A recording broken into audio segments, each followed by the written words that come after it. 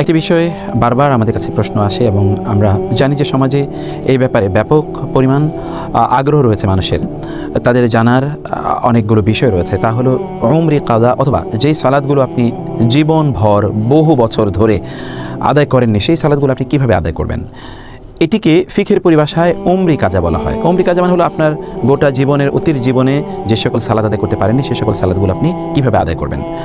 এই প্রসঙ্গে আমরা কয়েকটি মূলনীতি বলি। প্রথম মূলনীতি হলো, কোনো মুসলিম তিনি সালাত ইচ্ছাকৃতভাবে পরিত্যাগ করতে পারেন না, কারণ রাসূলুল্লাহ সাল্লাল্লাহু আলাইহি ওয়াসাল্লাম বলেছেন, আল আহদুল্লাযী বাইনানা ওয়া বাইনাহুম আস-সালাতু, আমাদের মাঝে এবং অমুসলিমদের মাঝে মূল পার্থক্য হলো সালাত। তিনি বলেন, বাইনাল ঈমানি ওয়া শিরকি, অথবা বাইনার রাজুলি ওয়া শিরকি ওয়াল কুফরি তরকুস সালাহ, যে একজন ব্যক্তি এবং তার ঈমান, তার শিরক এবং তার কুফরি ইত্যাদির মধ্যে মূল পার্থক্য হচ্ছে তার সালাত ত্যাগ করা বা সালাত না ত্যাগ করা। রাসূলুল্লাহ সাল্লাল্লাহু আলাইহি ওয়াসাল্লাম এর সাহাবায়ে কেরাম রাদিয়াল্লাহু তাআলা আনহুম আজমাইনদের মধ্য থেকে এমন বক্তব্য আমরা সহিহ হাদিসে প্রমাণ পাই যে তারা বলেছেন যে আমাদের যুগে, সাহাবীদের যুগে সালাত ত্যাগ করাটাকে আমরা একমাত্র কুফরি হিসেবে মনে করতাম। আল্লাহ সুবহানাহু ওয়া তাআলা কোরআনে যারা সালাত ত্যাগ করে তাদের কথা তিনি বলেছেন, মা সালাকাকুম ফি সাকার ক্বালু লাম নাকু মিনাল মুসাল্লিন ওয়া লাম নাকু নুতঈমুল মিসকিন, তাদেরকে বলা হলো কি তোমাদেরকে জাহান্নামে তোমাদেরকে ধাবিত করলো, তারা তখন বলবে আমরা সালাত আদায় করতাম না। ফাওয়াইলুল লিল মুসাল্লিন আল্লাযীনা হুম আন সালাতিহিম সাহুন, যারা তাদের সালাতের ক্ষেত্রে অমনোযোগী তাদের জন্য ধ্বংস, অথবা ওয়াইল একটি ওয়াদিন ফি আন-নার, জাহান্নামে একটি উপত্যকার নাম হলো ওয়াদি, অর্থাৎ সেখানে তারা থাকবে। অন্য জায়গায় আল্লাহ সুবহানাহু ওয়া তাআলা মুনাফিকদের কথা বলেছেন, ইন্নাল মুনাফিকিনা ইউখাদিউনা আল্লাহু ওয়া খাদিউহুম ওয়া ইযা কামু ইলা সালাতি কামু কুসালা ইউরাউনা আন-নাস ওয়া লা ইয়াযকুরুনা আল্লাহ ইল্লা কালিলা। মুনাফিকরা তারা সালাতে দাঁড়ায় কিন্তু তারপরেও তারা আল্লাহ সুবহানাহু ওয়া তাআলাকে সালাতে স্মরণ করে না, এই জন্যই তারা মুনাফিক এবং তাদের জন্য জাহান্নামের সর্বনিম্ন স্তর আল্লাহ সুবহানাহু ওয়া তাআলা নির্ধারণ করে রেখেছেন। সালাত পরিত্যাগ করে যদি এমন হয়, সেজন্য আল্লাহ সুবহানাহু ওয়া তাআলা মুশরিকদের ব্যাপারে বলেছেন, যদি তারা ফাইন তাবু ওয়া আকামু সালাতা ওয়া আতাউ যাকাতা ফাইখওয়ানুকুম ফিদ্দিন, তারা যদি তওবা করে এবং সালাত আদায় করে যাকাত প্রদান করে, তাইলে তারা তোমাদের দ্বীনি ভাই। অতএব এই দ্বীনের মধ্যে অন্তর্ভুক্ত হওয়ার জন্য সালাত হচ্ছে অত্যন্ত গুরুত্বপূর্ণ একটি বিষয়। এটা ইমাদুদ্দিন, দ্বীনের স্তম্ভ, দ্বীনের পিলার। এটি যদি কেউ যদি এটিকে ঠিক না রাখে তাহলে তার দ্বীনই ঠিক থাকলো না। অতএব ওলামায়ে কেরাম তারা রাসূলুল্লাহ সাল্লাল্লাহু আলাইহি ওয়াসাল্লামের এই কথাগুলোর উপর ভিত্তি করে সেই যুগ থেকে শুরু করে এই পর্যন্ত সকল ওলামায়ে কেরাম এই ব্যাপারে ঐকমত পোষণ করেছেন এবং কেউ এর ভিন্নমত পোষণ করেননি যে ইচ্ছাকৃতভাবে সালাত পরিত্যাগ করা এটি কুফরি। অতএব কেউ যদি সালাত পরিত্যাগ করে তাহলে তিনি কীভাবে সেটি কাজে করবেন। কোনো ব্যক্তি সালাত পরিত্যাগ করলে তার তিনটি অবস্থা হতে পারে। প্রথম অবস্থা হচ্ছে যে তিনি কোনো ওজরের কারণে সালাত পরিত্যাগ করেছেন, যেই ওজরটি শরিয়া কর্তৃক অনুমোদিত। যেমন ধরুন তিনি ঘুমিয়েছিলেন অথবা তিনি সালাত পড়তে তার মনে নেই, তাহলে তিনি কি করবেন, ইমিডিয়েটলি যখন তিনি ঘুম থেকে উঠবেন এবং যখন তার মনে পড়বে তখনই তিনি সালাত আদায় করবে নেবেন।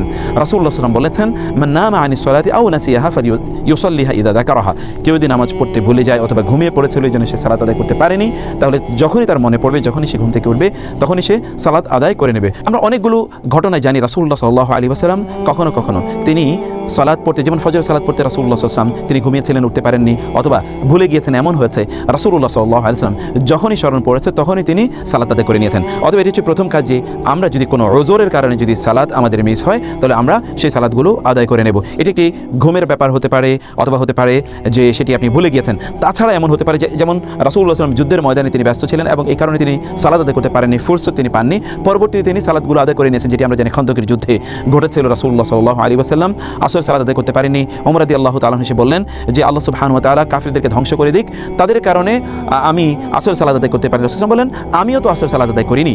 অতঃপর রাসূলুল্লাহ সাল্লাল্লাহু আলাইহি ওয়াসাল্লাম সাহাবায়ে কেরামদেরকে নিয়ে, এর মধ্যে সূর্য ডুবে যায়, সাহাবায়ে কেরামদেরকে নিয়ে মাগরিবের সালাতের আগেই তিনি আসরের সালাত আদায় করে নেন, অতঃপর মাগরিবের সালাত আদায় করেন। এটি কিন্তু কাজা হিসেবে পরিগণিত হবে না, ইনশাআল্লাহ এটি আদায় হবে, কারণ আপনি ওজরের কারণে সালাতটি আদায় করতে পারেনি। এমন অনেক ঘটনা ঘটেছে যে কখন রাসূল সাল্লাল্লাহু আলাইহি ওয়াসাল্লাম একাধারে যুদ্ধের কারণে কয়েকটি ওয়াক্ত তিনি সালাত আদায় করতে পারেননি, পরবর্তীতে তিনি এগুলো ধারাবাহিকভাবে কাজা করেছেন। তার মানে হচ্ছে আপনি যদি শরঈ কোনো ওজরে আপনি যদি কয়েক ওয়াক্ত সালাত ধারাবাহিকভাবে আদায় না করতে পারেন তাহলে আপনি কাজা করবেন ধারাবাহিকভাবে এবং এগুলো কাজার জন্য কোনো ত্রুটি হবে না ইনশাআল্লাহ, বা কোনো গুনাহ হবে না, আপনার পক্ষ থেকে এটি আদায় হয়ে যাবে। আর দুই নম্বর বিষয় হচ্ছে এমন যদি হয়, যেমন ধরুন কেউ বেহুশ হয়ে গিয়েছে অথবা তার হুঁশ নেই, যেমন অ্যাক্সিডেন্ট করে বেহুশ হয়ে গেছে, অথবা কেউ অসুস্থতার কারণে তিনি এখন তার যে নর্মাল যে সেন্স আছে সেন্সটি তার চলে গেছে, বৃদ্ধ যারা এমন হয় তাদের জন্য এই সালাত মিস হলেও এর কোনো কাজা তাদের করতে হবে না।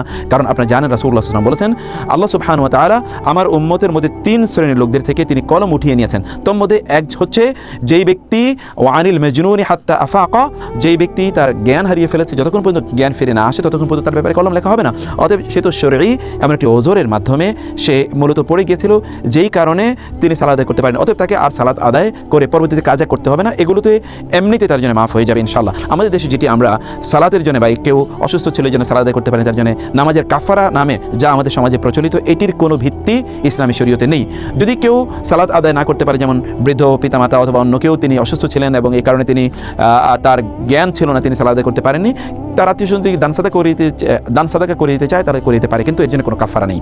3 নম্বর হচ্ছে কেউ যদি ইচ্ছাকৃতভাবে সালাত পরিত্যাগ করে, ইচ্ছাকৃতভাবে কেউ যদি সালাত পরিত্যাগ করে এই জন্য যে সে সালাতকে অস্বীকার করে, তাহলে সে কাফের হয়ে যাবে।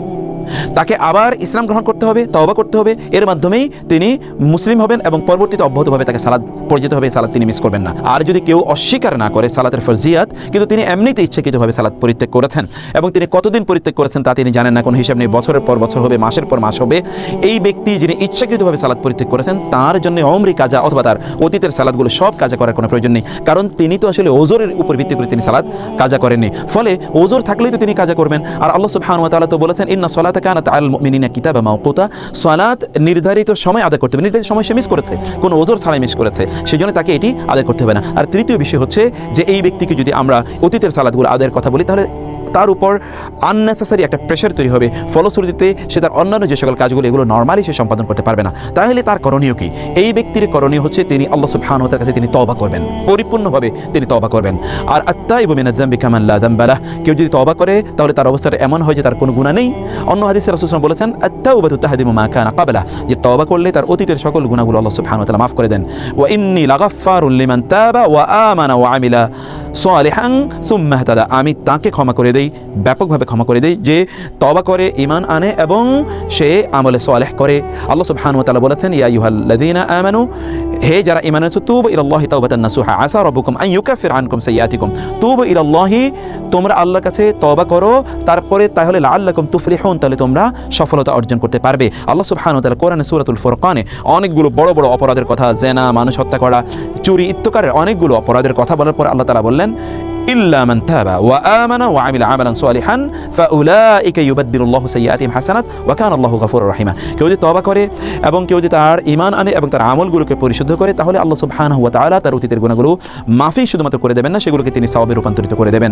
অতএব যারা জীবনভর তারা সালাত ত্যাগ করেছেন ইচ্ছাকৃতভাবে, এই সকল ব্যক্তিদের জন্য এখন করণীয় হচ্ছে তিনি পরিপূর্ণভাবে তওবা করবেন এবং এখন থেকে তিনি আল মুহাফাজাতু আলা সালাওয়াত, অর্থাৎ তিনি সালাতগুলো ঠিকমতো যথাযথভাবে তিনি সালাত আদায় করবেন, জামাতের সাথে সালাত আদায় করবেন, খুশুখুদুর সাথে, হুদুরুল কলবের সাথে তিনি সালাত আদায় করবেন এবং সালাতের যত আয়োজন রয়েছে, আনুষ্ঠানিকতা রয়েছে এবং সালাতের যত ধরনের রোকন আরকান এবং আহকাম রয়েছে এগুলো সব সম্পাদন করে তিনি সালাত আদায় করবেন। তিনি কখনোই সালাত মিস করবেন না, তাহলে আল্লাহ সুবহানাহু ওয়া তাআলা তার অতীতের গুনাহগুলো মাফ করে দেন এবং তার সালাত পরিত্যাগের জন্য যে গুনাহগুলো আছে এগুলো আল্লাহ সুবহানাহু ওয়া তাআলা ক্ষমা করে দেবেন। এবং সর্বশেষ হচ্ছে তিনি বেশি বেশি নফল সালাত আদায় করবেন। আমরা জানি প্রথম যে বিষয়ে আল্লাহ সুবহানাহু ওয়া তাআলা কিয়ামতের দিন প্রশ্ন করবে তা হচ্ছে সালাত। সালাতে যদি কোনো ত্রুটি থাকে তখন আল্লাহ সুবহানাহু ওয়া তাআলা বলবেন যে দেখো তার সুন্নাহ বা নফল বা এইরকম কোনো সালাত আদায় আছে কিনা, এমন কোনো সালাত আছে কিনা, এগুলো দিয়ে তার ফরজের ক্ষেত্রে কোনো ত্রুটি থাকলে সেগুলো তখন ওভারকাম করে দেওয়া হবে ইনশাআল্লাহ। অতএব বেশি বেশি নফল সালাত আদায় করুন এবং ফরজ সালাতগুলোর প্রতি মনোযোগী হন, তাহলে ইনশাআল্লাহ অতীতের উমরি কাজার আপনার কোনো প্রয়োজন হবে না। আল্লাহ সুবহানাহু ওয়া তাআলা আমাদেরকে বোঝার তৌফিক দান করুন। হাযা ওয়া সাল্লাল্লাহু সুবহানাহু ওয়া তাআলা নবিয়িনা মুহাম্মদ ওয়া আলিহি ওয়া সাহবিহি আজমাইন। ওয়া আসসালামু আলাইকুম ওয়া রাহমাতুল্লাহি ওয়া বারাকাতুহু।